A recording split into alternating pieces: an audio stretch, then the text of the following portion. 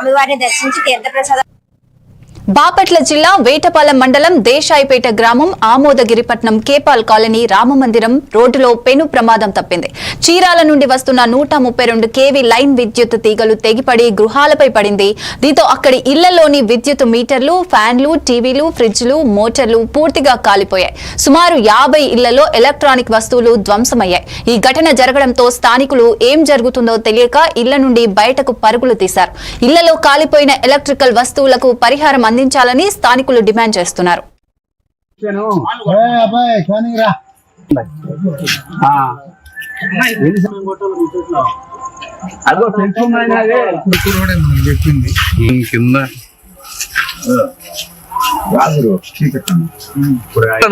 కిందకి చెయ్యెత్తినా కూడా చచ్చిపోతాడు. చూడండి, ఈ లైన్ ఎవడన్నా కానీ చెయ్యెత్తి చచ్చిపోతారు. మొన్న మా టీవీలు పోయినాయి, అన్ని పోయినాయి. మాకు ఎంత ఇబ్బంది. అసలు లేడీస్ వచ్చి తెచ్చింది చూస్తారు మా గల్లీ మొత్తం.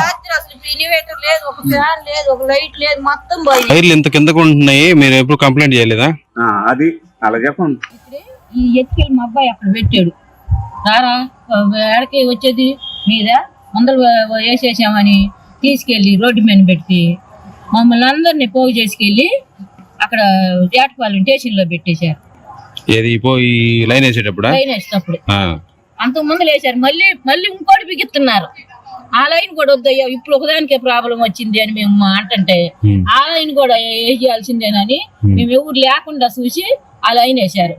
లేడీ రెండు ఏళ్ళు పోలీసులను తెచ్చి లేడీ పోలీసులు ఆడవాళ్ళందరినీ ఎక్కించేశారు. మగాళ్ళు ఆడవాళ్ళు మొత్తాన్ని తీసుకెళ్లి అలా వేటపాలెం పోలీస్ స్టేషన్ లో పెట్టారు. దీనివల్ల అసలు మాకు పిల్లలు బరిగొడ్డు ఉండాలంటే యాతన అయిపోయింది. ఈ తీగ ఒకసారి డ్యామేజ్ వచ్చి తెగి గడ్డి అమ్మని బడికి వాళ్ళ మామే తగడు పడిపోయింది. ఏంటంటే ఈ లక్ష 60,000 రూపాయి ఇచ్చినాడు లేరు. అంతా ఎంత